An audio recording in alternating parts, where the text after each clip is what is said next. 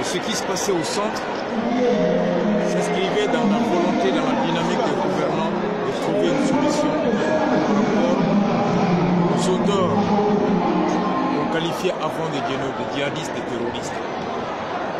Et nous pensions que l'État, dans sa collaboration avec les forces étrangères, telles Barkhane, G5 Sahel, la MINUSMA, qu'il avait à cœur de réunir les conditions, de se renforcer pour à court terme recouvrer ses capacités internes, d'assurer la sécurité et la défense des Maliens, et en remerciant ses forces d'appui afin d'être pleinement indépendantes. Comme le disait Thomas Sankara, nous pensions que cette aide dont nous bénéficions devrait s'inscrire dans la dynamique de nous aider à créer les conditions de pouvoir être dépendants d'autres aides. Mais au lieu de cela, nous nous sommes rendus compte que nos gouvernants ont vu en ces aides une opportunité de déléguer leur sécurité à d'autres forces, tout en continuant dans une autre gouvernance qui ne tenait pas en compte l'aspect sécuritaire. Comme si le Mali avait passé le contrat de sous-traiter sa sécurité. Et les limites des mandats de la Barkhane et la MINUSMA étant telles que la sécurité de la population et de leurs biens à l'intérieur qui revenait à l'État, et celui-ci ayant démissionné s'est retrouvé sans défenseur et livré à toutes sortes d'attaques et des bandits. Mais aujourd'hui au centre, nous avons aussi été meurtri de voir le gouvernement, notamment le Boubaï Maïga, qui s'est autoproclamé sécuritocrate, reproduire la même stratégie qu'ils ont utilisée dans les années 90 contre la rébellion, pour essayer de faire passer dans l'opinion nationale que tous les Peuls sont des potentiels Amadou Koufa, par conséquent tous les Peuls sont des potentiels terroristes à abattre. Implicitement et de manière inconsciente, ils ont laissé cet amalgame prendre de l'ampleur et s'imposer à l'opinion, qui a donné lieu à la création de milices dites d'autodéfense et qui se sont édictées des lois à l'intérieur des territoires qui ont bénéficié de l'accompagnement des forces des armées maliennes, qui disposent des armes de guerre et qui tuent les populations, et particulièrement une population Peul.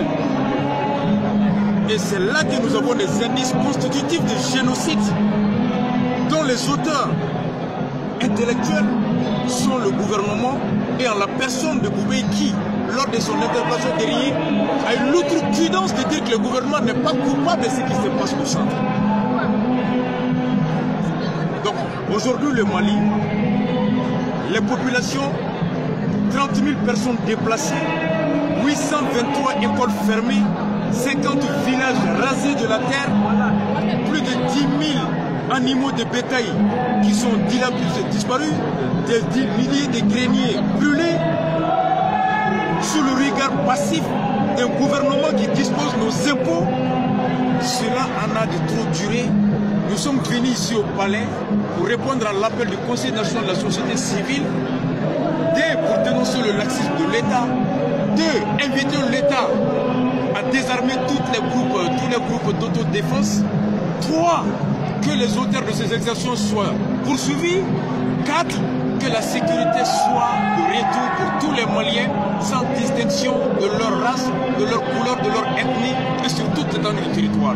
Notre présence ici, c'est pour réaffirmer notre attachement à un Mali de paix, à un Mali uni, à l'esprit d'un seul peuple. Nous sommes là aujourd'hui. La société civile est-elle audible aujourd'hui aux yeux des gouvernants? Est-il audible? On n'a pas besoin de les avoir s'ils ne nous entendent pas. C'est nous qui leur payons nos impôts. Ibeka, il fonctionne avec mon impôt. C'est l'impôt des Soulé qui paye Ibeka à la fin du mois.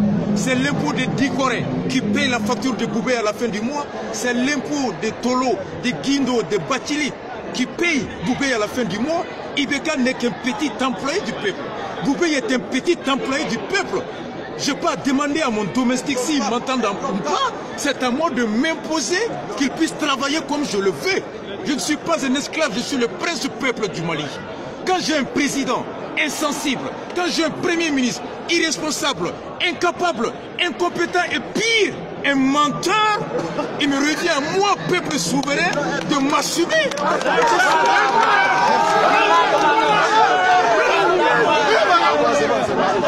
Vive la droite!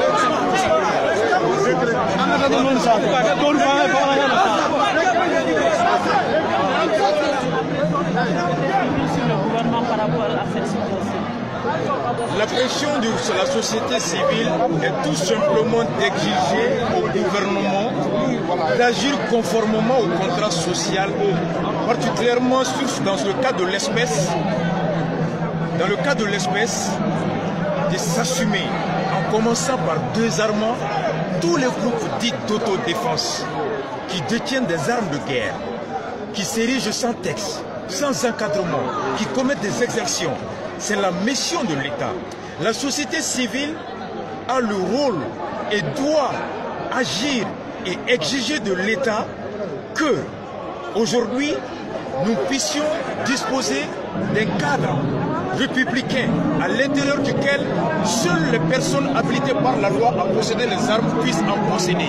Et tous ceux qui n'en ont pas le droit en soient privés.